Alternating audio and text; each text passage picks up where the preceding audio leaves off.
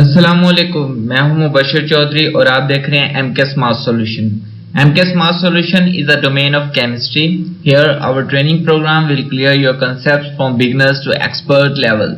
It means MK smart solution का मकसद है कि हमने तमाम स्टूडेंट्स के लिए मैट्रिक टू मास्टर लेवल तक तमाम केमिस्ट्री कोर्सेज को डिजिटलाइज करना है और हर लेवल के स्टूडेंट के लिए बहुत ही ज्यादा आसान और मददगार प्लेटफॉर्म क्रिएट करना है। चलिए अब देखते हैं आज का टॉपिक। अब बात करते हैं वाटर बोर्न इन्फेक्शियस डिजीजेस, मतलब कि वो कौन कौन सी बीमारियां हैं जो पोल्यूटेड वाटर को यूज करने से होती हैं। Diseases that spread by drinking of the polluted water और eating of the food prepared by the polluted water, मतलब कि ऐसी बीमारियां जो या तो खराब पानी, गंदा पानी पीने से होती हैं या फिर उस पानी से तैयार शुदा खुराक को खाने से होती हैं। The causes of the waterborne infectious diseases, मतलब वजूहात कौन कौन सी हैं waterborne infectious diseases की। Toxins as arsenic, mercury, lead और many other organic chemicals, बहुत सारे केमिकल्स और हैवी मेटल्स जो होते हैं ये वजूहात बनते हैं वाटर बोर्न डिजीज के। या फिर हम बात कर सकते हैं microorganisms as the virus, bacteria, protozoa और वर्म्स एटसेट्रा। देखें पानी में वायरस भी फैल सकता है, बैक्टीरिया भी होते हैं और प्रोटोजोआ भी पाए जा रहे होते हैं या वर्म्स भी पाए जा रहे होते हैं, कीड़े भी पाए जा रहे होते हैं। सो उनकी वजह से भी बीमारियां लाहक हो सकती हैं। या हम कह सकते हैं lack of the proper sanitation facility is main cause of the rapid spreading of water borne diseases. या फिर जो सैनिटरी सिस्टम है उसकी प्रॉपर ट्रीटमेंट, उसकी प्रॉपर फैसिलिटी का ना होना, ये सबसे बड़ी वजह है वाटर बोर्न डिजीज का फैलना बहुत ज्यादा तेजी से। अब बात करते हैं important water borne infectious diseases कौन कौन सी होती हैं। सो वन बाय वन हम कंप्लीट डिस्कशन करेंगे, इनके कॉजेज क्या हैं, इनके इफेक्ट क्या हैं और ये डाइजेस्टिव सिस्टम के कौन से हिस्से को ट्रैक करती हैं, टारगेट करती हैं और बीमारी काज कर रही होती हैं। तो सबसे पहले बात करते हैं डायरिया के बारे में। डायरिया का तो हम सबको ही पता है। Diarrhoea this is an intestinal diseases, मतलब ये जो इंटेस्टाइन्स होती हैं, लार्ज इंटेस्टाइन कह सकते हैं ये या स्मॉल इंटेस्टाइन, ये उसकी बीमारी है। इन कॉजेज क्या हैं डायरिया के? डायरिया में be cause by the virus, bacteria और पैरासाइट। देखिए इसकी कोई भी वजह हो सकती है, या फिर वायरल इन्फेक्शन हो सकता है या बैक्टीरियल इन्फेक्शन हो सकता है या फिर हम कह सकते हैं कि वो पैरासाइट का इन्फेक्शन हो गया है, उसकी वजह से डायरिया हुआ है। अब इफेक्ट्स क्या है डायरिया में, कौन सी कंडीशन लाहक होती है?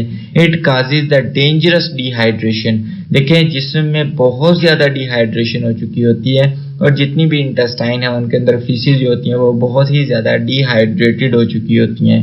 सो नेक्स्ट हमारे पास है डिसेंट्री, ये दूसरी बीमारी है। This is also an intestinal disease, मतलब ये भी आंतों की बीमारी है। कॉजेज क्या है? It may be cause by certain bacteria और पैरासाइट। ये या तो कोई मखसूस किस्म के बैक्टीरिया की वजह से होती है या फिर पैरासाइट्स की वजह से हो रही होती है। इफेक्ट्स क्या है? It cause the severe diarrhoea that may accompanied by blood, मतलब हम कह सकते हैं कि ये बहुत ही ज्यादा शदीद किस्म का डायरिया है। डायरिया में हमने कहा था कि डिहाइड्रेशन हो जाती है बहुत ज्यादा द इंटेस्टाइन्स। सो यहाँ पे भी इंटेस्टिनल डिजीज है, लेकिन इसमें बहुत ही ज्यादा शदीद लेवल पे, बहुत ही हाई लेवल पे हम कह सकते डायरिया लाहक हो सकता है, जिसमें एटलीस्ट इतनी बुरी कंडीशन हो सकती है कि ब्लड भी निकल रहा होता है फिसिस के साथ। नेक्स्ट हमारे पास है कॉलरा। इसमें क्या होता है? It is an acute intestinal infection, मतलब ये बहुत ही ज्यादा शदीद लेवल होता है इन्फेक्शन का इंटेस्टाइन्स में।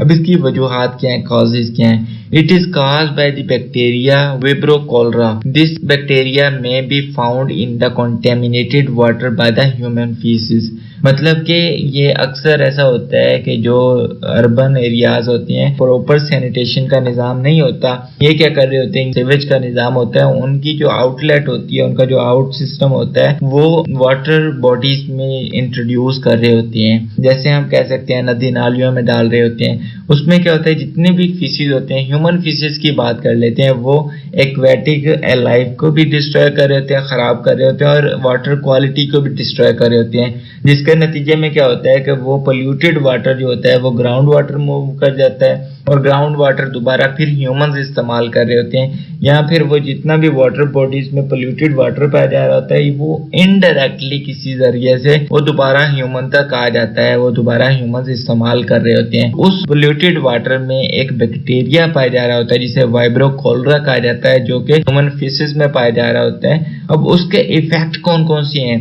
It causes the severe diarrhoea and can be fatal, मतलब कि ये बहुत ही ज्यादा शदीद लेवल जो होता है ना डायरिया का, ये वो काज कर रहा होता है, उसकी वजह बनता है, और एटलीस्ट वो इतना ज्यादा खतरनाक हो जाता है कि मोहलिक स्टेट, एटलीस्ट इंसान मरने की हालत तक हो जाता है, इतना शदीद लेवल होता है डायरिया का।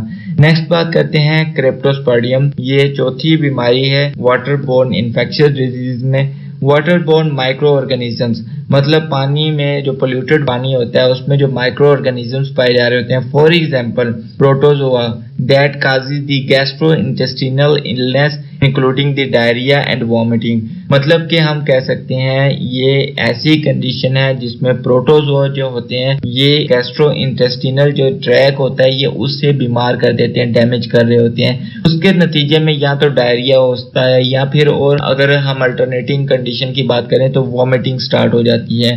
These tiny pathogens are found in the surface water resources like the reservoir, lake और rivers. So हम कह सकते हैं ये जो पैथोजेंस हैं जिसे हमने माइक्रो ऑर्गेनिज्म या माइक्रोब्स कहा है, ये पैथोजेन सरफेस पे पाए जा रहे होते हैं पानी की, और वो पानी इनलैंड वाटर बॉडीज का हो सकता है, लेक्स का हो सकता है, रिवर्स का हो सकता है। तो नेक्स्ट हमारे पास fluorosis. Fluorosis is caused by consumption of excess fluoride, मतलब हम ऐसे कोई प्रोडक्ट्स इस्तेमाल करते हैं या ऐसा कंटेमिनेटेड वाटर इस्तेमाल करते हैं जिसमें फ्लोराइड एलिमेंट है, इसकी कंसंट्रेशन बहुत ज्यादा होती है, तो उसे इस्तेमाल करने से ये बीमारी लाहक हो जाती है। इसमें क्या होता है, it damage the bone and teeth, ये हड्डियों और दांत होते हैं इन्हें डैमेज कर रहा होता है, इन्हें कमजोर कर रहा होता है। नेक्स्ट बीमारी है हेपेटाइटिस। हेपेटाइटिस यरकान से तो हम सब लोग वाकिफ हैं, बहुत ज्यादा कॉमन डिजीज है। It is a liver inflammation, इसमें जो लिवर है जिगर खराब हो जाता है। इसके कॉज क्या है? It is caused by one of the 5 virus as the hepatitis A, B, C, D and E. ये एक वायरल इन्फेक्शन है और इसके बहुत सारे वेरिएंट्स हैं, मतलब hepatitis A, hepatitis B, hepatitis C और एटलीस्ट हेपेटाइटिस ई। तो ये किसी भी वायरल इन्फेक्शन की वजह से हो सकता है जो हेपेटाइटिस से रिलेट करते हो, और इसमें जिगर खराब हो जाता है। अब इसकी ट्रांसमिशन कैसे होती है? It is transmitted by polluted water, मतलब ऐसा कोई पानी हो जिसमें हेपेटाइटिस का वायरस पाया जा रहा हो, उसे पीने की वजह से भी ये हेपेटाइटिस की बीमारी लाहक हो जाती है। तो हम कह सकते हैं ऐसे जो एरियाज होते हैं जैसे इंडस्ट्रियल एरियाज, कोई ऐसी सिटी हो जिसमें बहुत ज्यादा इंडस्ट्रीज लगी हो, उस जगह पे जो पानी होगा वो भी डैमेज हो चुका होगा, एटलीस्ट उस पानी में बहुत ही ज्यादा परसेंटेज में हेपेटाइटिस का वायरस पाया जा रहा होगा, जो वायरस जो ह्यूमन हेल्थ को डिस्ट्रॉय कर रहा होगा और स्पेशली वो लीवर को डिस्ट्रॉय कर रहा होगा, इन्फ्लेमेट कर रहा होगा। नेक्स्ट हमारे पास है हुकवर्म।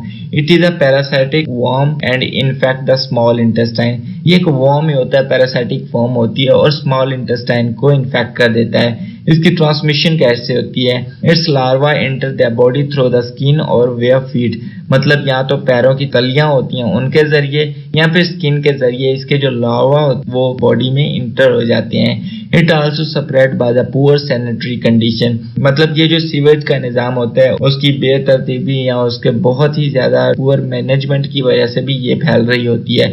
इसमें इफेक्ट्स क्या होते हैं हुकवर्म्स के? In the severe case, it result in anemia and stunted by the growth in children, मतलब कि ये बच्चों में क्या होता है कि स्किन के जरिए वो इंटर हो जाते हैं और एटलीस्ट बच्चों के अंदर उनकी ग्रोथ स्टार्ट हो जाती है। इन्फेक्शन रेट क्या है इसका?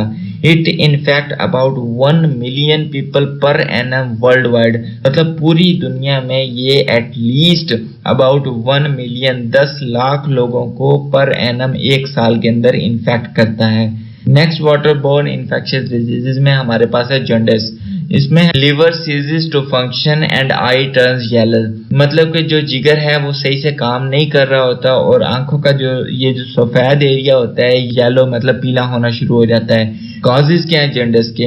It is caused bye access of the belly pigment in blood, मतलब जो पीता होता है उसके जो पिगमेंट्स होते हैं वो खून में ज्यादा होना शुरू हो जाते हैं। इफेक्ट्स क्या हैं? Patient feel weakness and fatigue, जो मरीज होता है जॉन्डिस का वो बहुत ज्यादा कमजोरी महसूस कर रहा होता है और एटलीस्ट उसे फटीग मतलब कि झटके लग रहे होते हैं, ऐसी बॉडी में मसल क्रैम्पिंग हो रही होती है।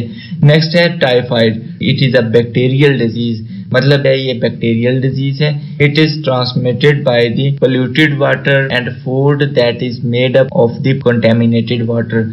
हम कह सकते हैं ये जो कंडीशन है टाइफाइड की ये एक बैक्टीरियल डिजीज है और इसके रिजल्ट में हम कह सकते हैं कि इसकी ट्रांसमिशन कैसे होती है कि या तो पोल्यूटेड पानी पीने से या फिर पोल्यूटेड पानी से बनी हुई खुराक को खाने से ये बीमारी लाहक होती है। नेक्स्ट हमारे पास है ओवरव्यू, हम कंसेप्चुअल एनालिसिस कर लेते हैं वाटर बोर्न इन्फेक्शियस डिजीज का और कौन कौन सी डिजीजेस हमने स्टडी की है। सबसे पहले हमने स्टडी किया डायरिया के बारे में, फिर हमने बात की है डिसेंट्री, फिर हमने कोलरा क्रिप्टोस्पोडियम को डिस्कस किया, फिर हमने फ्लोरोसिस को डिस्कस किया, फिर हमने हेपेटाइटिस की बात कर ली, फिर हमने हुक्काम की बात की, देन हमने जॉन्डिस और लास्ट में हमने टाइफाइड की बात की। ये सारी वाटर बोर्न इन्फेक्शियस डिजीजेस हैं। इनकी वजूहात क्या बनती हैं? पोल्यूटेड वाटर को या तो पीने से या पोल्यूटेड वाटर से बनी हुई चीजें खुराक को इस्तेमाल करने से, खाने से, फूड को इस्तेमाल करने से ये बीमारियां लाहक होती हैं। इनमें मोस्टली जो हमने डिस्कस की है वो इंटेस्टाइन्स की बीमारियां हैं और कुछ ऐसी हैं जैसे हेपेटाइटिस की बात कर ले वो लीवर इन्फेक्शन है, जॉन्डिस में भी लीवर इन्फेक्शन है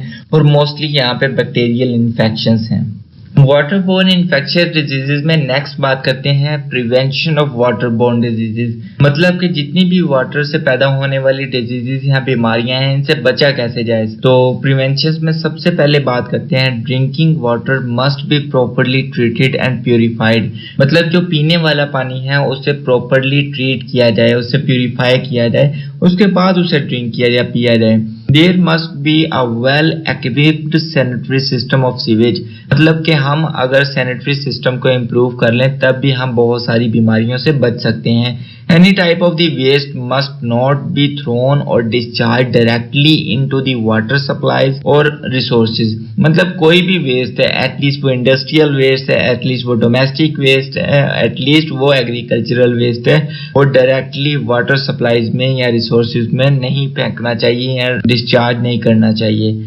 Chemical contamination can cause acute illness, but toxic contamination are slow poison and carcinogenic, मतलब कि हमें पता है कि इंडस्ट्रियल जो एफ्लुएंट्स है वो पानी में कैसे मिक्स हो रहे होती हैं और वो पानी कैसे हेल्थ को डिस्ट्रॉय कर रहा है। हम कह सकते हैं कुछ लेवल तक अगर जो केमिकल कंटामिनेशन है वो बहुत ज्यादा बीमार कर देता है बंदे को, लेकिन उनमें पाए जाने वाले जो टॉक्सिक केमिकल्स होते हैं या टॉक्सिक कंटामिनेशन होते हैं वो एक स्लो पॉइजन की तरह काम कर रहे होते हैं। वो आहिस्ता आहिस्ता इंसानी जिस्म को खोखला कर रहे होते हैं और खत्म कर रहे होते हैं। एटलीस्ट उन केमिकल्स की वजह से, हैवी मेटल्स की वजह से कार्सिनोजेंस भी इफेक्ट कर रहे होते हैं, मतलब कैंसर तक लाहक हो सकता है। There must be a strict control over the use of pesticides और अदर केमिकल्स, मतलब हम एग्रीकल्चर पर्सपेक्टिव से बात कर लेते हैं कि वहाँ पे बहुत सारे पेस्टिसाइड्स इस्तेमाल करते हैं, फर्टिलाइजर्स इस्तेमाल करते हैं, हार्बिसाइड्स इस्तेमाल करते हैं, फंगिसाइड्स इस्तेमाल कर रहे होते हैं, लेकिन अगर हम उनमें बहुत ही ज़्यादा कंट्रोल्ड वैल्यू पे उन्हें इस्तेमाल करें कि जितनी ज़रूरत है सिर्फ उतने ही पेस्टिसाइड या कोई भी फर्टिलाइज़र इस्तेमाल करें हम, तो हम इस तमाम जो प्रोसेस है उसे बहुत ज़्यादा कंट्रोल कर सकते हैं, मतलब कि वाटर बोर्न इन्फेक्शियस डिजीज़ को बहुत ज़्यादा प्रिवेंट कर सकते हैं और उसमें बहुत ज़्यादा कमी ला सकते हैं। उम्मीद करता हूँ हमारी ये मेहनत आपके लिए मददगार साबित हो। प्लीज हमारे चैनल को सब्सक्राइब, लाइक, शेयर जरूर करें और अगर आप इस तमाम कोर्स को एक ऑर्गेनाइज्ड वे में स्टडी करना चाहते हैं तो आप हमारी वेबसाइट mksmartsolution.blogspot.com, जिसका लिंक डिस्क्रिप्शन में मौजूद है, उसे विजिट करें। यहाँ पे आपको आपके कोर्स से रिलेटेड तमाम डाटा एक वेल ऑर्गेनाइज्ड फॉर्म में मिलेगा from the matric to master level. Thanks to watch. If you have any query, you can find me in comment box or you can also contact me on WhatsApp. Khuda Hafiz.